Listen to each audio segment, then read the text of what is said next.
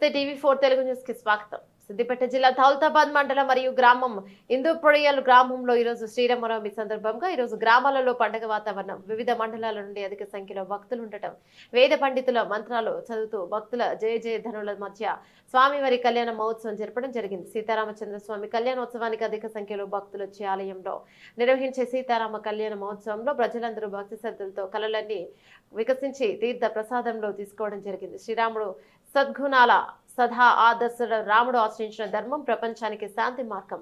శాస్త్రనామ సత్యం రామాయణమే మనోరమే. శ్రీరాముని చల్లని దీవెనలు ప్రజలందరికీ ఎలవేళలా ఉండాలని కోరడం జరిగింది. ఇందులో గ్రామ ప్రజలు పెద్దలు పాల్గొనడం జరిగింది.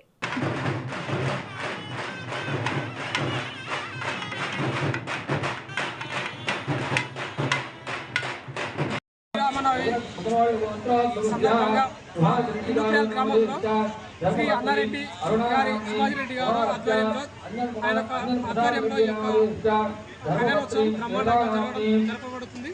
దీని మొత్తం ధర్మకర్తగా శ్రీ అన్నారెడ్డి గారు శివాజిరెడ్డి గారి ఆధ్వర్యంలో కొనసాగుతుంది.